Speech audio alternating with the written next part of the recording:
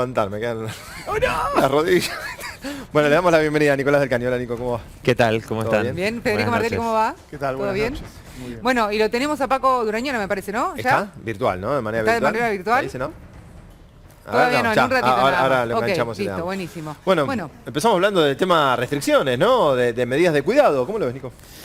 Bueno, mira, me parece que las medidas son parte, digamos, de una improvisación que se viene dando de parte del gobierno, en el sentido de que llegan tarde las medidas de restricción y que por otra parte no están acompañadas fundamentalmente de la ayuda necesaria para todas aquellas familias, para todos aquellos trabajadores y trabajadoras, pequeños comerciantes que se quedan sin ingresos o ya se han quedado sin ingresos.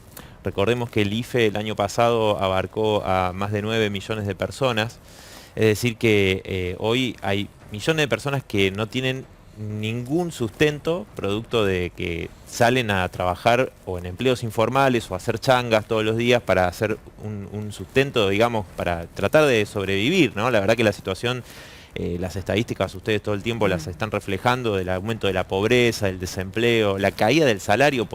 Este sería el cuarto año consecutivo en el que cae el salario, porque recordemos que la inflación está superando los aumentos las paritarias que se han firmado, han sido en cuotas de alrededor de 32, 33, 35%, algunas, salvo sectores que han salido a pelear, como por ejemplo los trabajadores de la salud de Neuquén, que después de 60 días, de 22 días de cortar la ruta del petróleo, lograron un aumento importante. Pero bueno, digo, acá no hay un acompañamiento con medidas. ¿Por qué es la importancia? Porque todo esto es primero para que no haya hambre y segundo, digo, para poder quedarte en casa y que realmente puedas resguardarte, ¿no? Ahora, eso, si quieren ahora lo seguimos conversando, pero nos dicen que no hay recursos. Bueno, los recursos están, digo, este año tiene inclusive más recaudación el Estado, producto de que aumentó la recaudación por la actividad que no había a esta altura del año pasado. La soja está a $600 la tonelada, o sea, hay recursos y sin embargo hoy se está poniendo menos que el año pasado. Cuando el gobierno pone distintas medidas o toma distintas medidas, por ejemplo, un tope máximo para los precios, la ley de góndolas, el acuerdo con la carne, bueno, de hecho Suspensión de exportación. la prohibición de exportaciones y de hecho sentarse después con la mesa cárnica para decirle, bueno, nosotros necesitamos que haya cortes. Más se sentó Culfas, están tratando de arreglarlo para la próxima semana. Traigan carne. Eso es, solucionar el problema ahora o comprarse un problema futuro. Mira, yo creo que primero, insisto con algo que es fundamental. Acá hay un salario mínimo, ¿no? Porque la pérdida de poder adquisitivo tiene que ver con la política de las empresas y con la política del gobierno, porque el salario mínimo está hoy estipulado por debajo del nivel de indigencia. Eso también lo avaló la CGT, además del gobierno. Bueno, de esa manera, ¿cómo puede ser que la inflación no te coma el salario rápidamente? Las jubilaciones recibieron un fuerte ajuste, las jubilaciones, el año pasado, y cuando nos dijeron que la nueva movilidad iba a superar la inflación, no fue así. Aquellos jubilados que cobran más de 30.000 pesos perdieron con el primer aumento que se dio de la nueva movilidad, y a los otros le dieron un bono. Pero digo, hay que ser claros en que hay una política en ese sentido. Después, por lo que recién él señalaba, digo, hay cosas que las dijo el propio presidente. Digo, él dijo que este año tenemos un aumento en la recaudación. Tenemos más recaudación que el año pasado. Y están a la vista los números. El IFE se recortó el presupuesto. También se recortó el presupuesto de salud. ¿Cómo vamos a tener un presupuesto de salud con 11,8 puntos en términos reales de caída en plena pandemia? Cuando se lo planteamos al ministro Guzmán el año pasado, cuando fue a presentar el presupuesto, le dijimos, mirá, va a haber pandemia porque está sucediendo en Europa la segunda ola. Bueno, pero no está contemplado el paquete COVID para el 2021, nos respondían. Si es necesario tomaremos medidas, pero las medidas que se han tomado, no es que no se hayan tomado medidas, pero son completamente insuficientes en este sentido. Me parece que... O sea que las medidas para bajar o para contener la inflación también son insuficientes. Yo creo que son insuficientes porque, a ver, acá hay un monopolio privado del comercio exterior. O sea, aquellos que exportan y quieren trasladar los precios del mercado internacional al mercado interno, es decir, ellos venden en dólares, pero los salarios son en pesos. Entonces, nosotros planteamos medidas de fondo, es decir, el monopolio estatal del comercio exterior. Ni siquiera el gobierno avanzó con una medida elemental que en un momento amagó, como el tema de Vicentín. ¿Pero qué decís? ¿Retenciones, por ejemplo? No, nosotros planteamos poner retenciones constantes o por un momento. Bueno, ni siquiera el gobierno planteó esa medida. Nosotros, la medida de fondo que planteamos es el monopolio estatal del comercio exterior. Es decir, porque no puede ser que estemos sujetos a un puñado de frigoríficos, a un puñado de cerealeras, demás, que imponen, ¿no? Y de las grandes alimenticias. Que abran los libros de contabilidad para ver realmente, digo, porque siempre ponen esa excusa, que abran los libros de contabilidad, que haya un control efectivo de trabajadores, de los consumidores, sobre la ganancia que tienen esas empresas. Porque acá no es que todos perdemos, digo, mientras vos viste en la pandemia cómo creció la pobreza, la caída del salario, las jubilaciones, hay algunos que se llenaron de plata. No, y además son sectores que no se quedan quietos, vos tengo que decirlo, si se pone un cese de exportación, fíjate, automáticamente te digo un cese de comercialización. Acá hay un problema, ¿no? Perdón Federico, ahora te doy la palabra, pero acá hay un problema que es también un poco más grande todavía, no solamente la incursión del Estado. Vos le decís a la carnicería o le decís al frigorífico, al matarife directamente, bueno, mira, tenés que bajarme el precio de la carne. Y el tipo tiene carne para exportar y tiene carne para alimentar el mercado interno. Por ahí el tipo te dice, listo, fantástico. Después le sube el precio del cereal. ¿Y cómo lo controlás? Es una cadena. Es una cadena. Pero ahí frente a la medida, bastante. una última cosa, frente a la medida que planteó el gobierno con el tema de la carne, de la prohibición de suspensión de las exportaciones, convocaron una semana de paro. Fíjate, la CGT no convocó ni 5 minutos, a pesar de que llevamos, insisto, con el 4º año de caída del salario de los trabajadores. Además, Argentina está acostumbrada. De hecho, la historia argentina es que se maneja y vive por las mismas empresas que dan en trabajo. Mira, el generan 80% de nuestro PBI es mercado interno. Claro. ¿Sí? Y el mercado interno necesita salarios más altos. Ahora, cuando vos tenés salarios muy altos, empieza la demanda de productos que tienen una alta carga de componentes importados y empiezan las restricciones externas. Esto ha sido una constante. ¿Cómo se soluciona? Primero incorporando ciencia y tecnología para que el peso de los productos importados en lo que nosotros consumimos se reduzca. Y segundo, exportando mucho más. Creo que hay industrias que pueden crecer. Por eso a mí me hace ruido el cierre de exportaciones de carne. Porque son 240 millones de dólares que van a dejar de entrar, porque se pierden mercados y además no hay que olvidarse que hay 100.000 trabajadores en los frigoríficos argentinos. No, eso está claro, pero es sábana corta. No sé, Nico, ¿qué opinás? Porque también tenés que garantizar que se pueda comer a un precio razonable. No podés pagar una luca. Claro, no es ni muy ni tan siguiendo con la línea de claro, abasteceme el mercado, no sé cómo lo vemos. Claro. Los trabajadores de Arresbif. Trabajadores de Arresbif que tuvieron un conflicto importantísimo, de los cuales algunos trabajadores están luchando por su reincorporación, que le han abierto causas judiciales por hacer una protesta. Cuando estuvimos con ellos en el frigorífico, mientras estaban haciendo este reclamo, nos contaban 40.000 pesos por mes trabajando 12 horas por día, ¿no? Uno de los principales frigoríficos exportadores de la Argentina. Que se llenó de plata y a los trabajadores los superexplota. Tenían que elegir entre darle de comer a sus hijos o pagar el alquiler. Eso es un ejemplo que pasa en toda la clase trabajadora. Entonces, el problema de la restricción externa o la falta de dólares. Bueno, si vos tenés la deuda permanentemente, aceptás pagar una deuda fraudulenta, como la deuda que nos deja Macri y como la deuda externa en general, ¿no? Bueno, eso te lleva a que la prioridad pase por ahí. ¿Por qué tenemos un presupuesto que ajusta a la salud pública cuando estamos en medio de una pandemia? Porque las prioridades están puestas en renegociar con el fondo, pagar la deuda. De hecho, se pagaron... Pero si no la pagaste, quedás sin espalda de crédito. Pero lo que pasa es que, Abigail, ¿cuándo vamos a tomar medidas? Este es el momento para tomar medidas drásticas. Siempre nos han dicho, no, bueno, pero eso no se puede hacer. Nunca se puede hacer lo que debería hacerse para que no sean siempre los trabajadores y los sectores populares los que paguen las crisis. Una es esa. La otra es el tema de la fuga de capitales, porque la deuda fue justamente del macrismo para financiar la fuga de capitales. Entonces, en eso seguramente vamos a coincidir. Bueno, ¿cómo se termina con eso? Con una banca estatal única, que termine, que ponga un control, que termine con la fuga de capitales. Entonces, esa es lo que la hacen los grandes grupos económicos. Sabemos que los trabajadores, los sectores medios, la clase no tienen recursos. Contrapunto, nada más, con todo respeto. Sí. Vos sabés que se renegoció con los acreedores privados para patear para adelante los vencimientos y para bajar las tasas. Se está negociando con el Club de París para pagar para adelante el vencimiento de este año y se está negociando con el Fondo Monetario para patear para adelante los vencimientos. No podés decir que se ajusta para pagar la deuda. Precisamente el ministro Guzmán está haciendo todo lo contrario. Está pateando los vencimientos para adelante para poder usar las divisas en lo que la Argentina necesita hoy. Eso no lo digo yo, lo dice el sector incluso del Frente de Todos. No solamente lo plantea la izquierda. Lo que sucede, más allá de la renegociación, que tengamos en cuenta que entre la primera oferta que hizo el ministro Guzmán y lo que se terminó acordando con los acreedores privados el año pasado, se aumentó en 17.000 millones de dólares, ¿no? La oferta, se llevaron de bonos que no valían lo que se van a terminar llevando. Y con el Fondo Monetario Internacional incumplieron los propios estatutos. El propio gobierno dice que fue para financiar la campaña de Macri, no benefició al pueblo. Hay un concepto en el derecho internacional que es el de deuda odiosa, es decir, que da cuenta de todos aquellos endeudamientos que son contrarios al pueblo, más allá si son gobiernos constitucionales o dictatoriales, ¿no? Es decir, ¿qué más evidencia que el proceso de gobierno de Macri, donde aumentaron a 4 millones de nuevos pobres, aumentó la precarización laboral, el desempleo, ajustaron los jubilados, es decir, fue contra el pueblo? Entonces, el planteo nuestro es un desconocimiento soberano de la deuda, que no solamente lo tendríamos que hacer desde Argentina, sino con otros países. Y eso tiene, fíjate lo de la vacuna, porque esto es algo que se puede emparentar. ¿En qué sentido? En que vos quedás atrapado, en este caso, al capital financiero internacional, a los organismos de crédito como el FMI o inclusive el Club de París.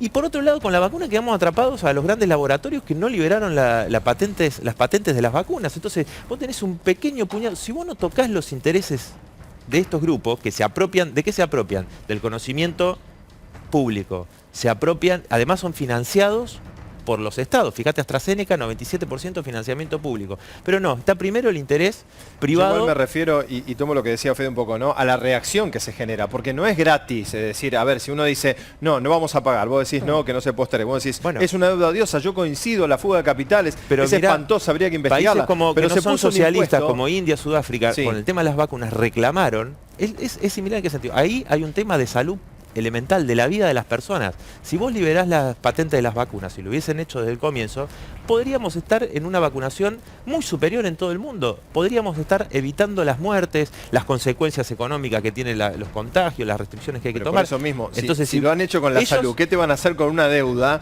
que por más que sea odiosa y uno entiende que pero mirá lo que está pasando, injusta? ¿Cómo van a ceder y no va a haber reacción? Está bien, reacción también hay del lado de los sectores de trabajadores y populares en todo el mundo. Fíjate lo que pasa en Colombia. Está bien, pero fíjate lo que pasa en Colombia. Pero me parece que el sistema económico, diríamos, o los 5 que manejan los países o la economía de los países, la verdad es que el movimiento popular es como, bueno, está bien, me hacen un poco de bulla en la puerta y después yo sigo lo mismo, o sea, sigo ganando más. No me importa si aumenta la inflación, no me interesa si la gente puede seguir comprando. Bueno, es que por eso mismo hay que terminar con el dominio de esos grupos de empresarios que son capaces pero ya se sentaron. Poner su ganancia por delante y los gobiernos que lo hagan. El problema es ese. Este es el problema. Vos te sentás a hablar ese es el problema, y nadie quiere ganar un poquito menos. No es el problema de hablar. O sea, hay que llevar adelante un planteo fuerte. No, el planteo fuerte, la movilización de los pueblos es un planteo fundamental. Estados Unidos ahora dice que va a liberar la patente, pero Biden no tomó ninguna medida. Sí. O sea, lo dijo, pero fue hasta el momento una declaración para la tribuna. Pero fíjate, distintos países hicieron la moción en la Organización Mundial del Comercio, hasta el FMI puso un paper diciendo que había que liberar la patente, digamos, porque justamente hay un reclamo internacional y se dan cuenta además de que es un tema que no se resuelve, de esta manera. Lo mismo pasó acá, digo, con AstraZeneca. El laboratorio de Sigman, nosotros venimos reclamando la declaración de utilidad pública, que las vacunas que allí se fabrica al principio activo, y ya se exportaron más de 60 millones de dosis, el equivalente a 60 millones de dosis, se puedan envasar y fraccionar acá para acelerar la vacunación. Si eso se hubiese hecho, nosotros tenemos una capacidad de vacunar 230.000 personas por día aproximadamente. Desde enero esta parte podríamos haber vacunado 30 millones de personas y no 10 como ahora. Bueno, ¿qué se puso por delante? Los intereses del millonario Sigman. Sí, coincido plenamente. La desigualdad en el mundo es una realidad que perjudica a los países más pobres o a los países en vía de desarrollo. Y más allá de las cuestiones declamativas de Biden, de Macron o de Sánchez en España, la cuestión es que las patentes siguen estando en manos de los laboratorios y hay muchos países que no pueden acceder. Nosotros tenemos ciertas dificultades, pero la verdad estamos en un lugar, no te digo privilegiado, pero sí aceptable para el lugar que ocupa la Argentina en el mundo sobre la cantidad de vacunas que han llegado y se han aplicado. Pero hay países que tienen tasa de vacunación por debajo del 1%. Claro. Y en eso coincido plenamente. Ahora, la Argentina tiene que seguir dando esta pelea Creo que en los próximos días y semanas van a llegar una cantidad importante de vacunas que nos van a permitir, si las cosas salen bien, relajar las medidas de cuidado, relajar las medidas de confinamiento y empezar a pensar en la pospandemia en términos económicos, que para mí es lo que más preocupa. Para mí todo el gobierno nacional, todo el Estado argentino tiene que, una vez superado este tema o cuando esté en vísperas de superarse, hablar solamente de trabajo, producción y ocuparse de eso. Pero te hago de lado una pregunta. ¿Por qué el gobierno no avanzó con la declaración de utilidad pública cuando incumplió tanto AstraZeneca como Sigma y Slim?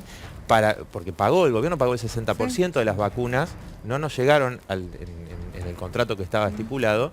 Y si vos declarabas de utilidad pública, ponías todos los recursos en los laboratorios que en Argentina tienen la capacidad. Vos sabés que los laboratorios han incumplido no solamente con Argentina, sino que han cumplido con muchos países, incluso con países del G8 y del G20. Bueno, pero acá se podía tomar una medida concreta que el gobierno no tomó. ¿Sabés qué es lo que lamento? Que post-2015 se haya disuelto la UNASUR y haya perdido peso estratégico del Mercosur, producto de gobiernos de corte neoliberal como el de Duque, como el de Piñera, como el de Bolsonaro, que debilitaron el bloque regional que nos hubiera permitido negociar de otra manera. ¿Sí? La UNASUR del 2013, 2014, 2015 hubiera tenido para mí otro peso en el concierto internacional para discutir este tema. Y cuando en aquel momento decían, ¿para qué sirve la UNASUR? ¿Para qué sirve el Mercosur? Yo creo que la realidad hubiera sido distinta si nuestro continente hubiera actuado de conjunto. Podemos hacer un cambio en el final, porque, a ver, para tener los últimos minutos hablando un poco de política, las PASO que se vienen, lo que se está jugando también y se ve del lado de la oposición, a María Eugenia Vidal que parece que juega y no juega, esto que se viene a generar una interna muy fuerte también por parte de la oposición que radicaliza posturas, ¿cómo lo ves? Yo creo que el peligro es que el negocio de la grieta haga que dentro de Cambiemos o de Juntos por el Cambio se radicalicen las posiciones. Hay algunas fuertes. Muy fuertes, sí. Algunas muy lamentables, como la de Patricia Bullrich, claro. como la de algunos diputados, el caso de Iglesias, entre otros. Porque la verdad que no solamente no proponen nada, no ayudan a la solución de los problemas, sino que además están jugando a la desestabilización. Están jugando a que fallen las medidas de cuidado, están jugando hasta con los propios. A debilitar el poder. Claro, por supuesto. Con Gerardo Morales, claro, con Larreta, con Valdés en Corriente. Es decir, los que gobiernan en Juntos por el Cambio dicen una cosa, Valenzuela, Jorge Macri, Julio Garro, y aplican determinadas políticas de cuidado, de prevención, acuerdan con el gobierno provincial, acuerdan con el gobierno nacional, pero después tenés un ala ultra radicalizada que responde a otros intereses que lo que quiere es detonar todo. Para mí lo más importante que podemos hacer en el frente de todos es no meternos en esas peleas. No meternos en la pelea con la Corte Suprema, no meternos en la pelea con Patricia Bullrich, no meternos en la pelea con algunos operadores mediáticos, porque nos quiere llevar ese barro. Y que la gente va a decir, se la pasan peleándose con los jueces federales, con Patricia Bullrich, con Mañeto. Y para mí la única pelea es contra la pobreza, contra la indigencia y por el empleo. Para mí es un barro del que vamos a salir todos sucios. Pasa que como ellos ya están tan sucios, no les importa ensuciarse un poco más. Ahora, nosotros no estamos en la disputa infantil de la política, nosotros estamos en resolver los problemas a los argentinos. Nos votaron para eso. Creo que Patricia Bullrich, algunos jueces federales, algunos medios, te cuelgan una lombricita del anzuelo para que nosotros vayamos con un pececito a morderlo y nos quedemos ahí atrapados. Yo creo que lo inteligente es correrse de esa pelea y decir, nuestra pelea es generar puestos de trabajo, nuestra pelea es contra la indigencia, nuestra pelea es por el desarrollo regional, por captar inversiones, por abrir pymes, porque no cierren pymes. Para mí deberíamos correr absolutamente del eje la discusión sobre Patricia Bullrich y sus intereses. No, mirá, me parece que Juntos por el Cambio ha venido, inclusive en un momento coqueteó con los antivacunas, en las movilizaciones estas que hicieron, ¿no? Llamando a la desobediencia. Anticuarentena, etcétera. Bueno, me parece, digamos, que es lamentable y son de los sectores que más presionan con las grandes empresas para que todo se mantenga abierto sin ningún tipo de protocolo adecuado para los trabajadores. Es decir, y lo único que saben decir es Pfizer. O sea, ellos son los voceros, por decirlo, los lobistas de Pfizer en esta situación. Ahora, Después yo creo que hay muchos sectores que han apoyado al gobierno del Frente de Todos para sacarse de encima a Macri, y en eso coincido con lo que él recién marcaba, con lo que significó el gobierno de Macri, etcétera.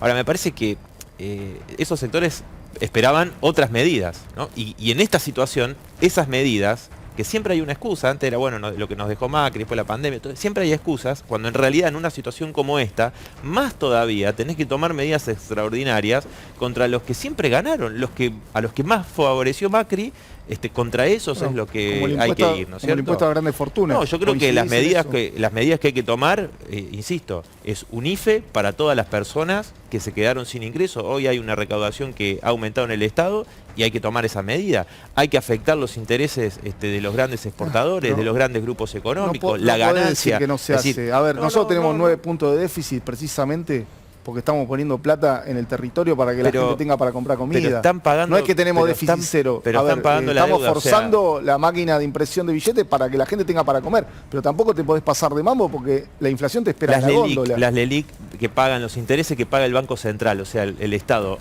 Los bancos aumentó el triple cuando el gobierno prometió que esos recursos iban a ir a aumentar a los jubilados y a los jubilados los ajustó. No cumplió la promesa. Es cierto, estamos entrampados en dificultades del sistema financiero, y es cierto. La propuesta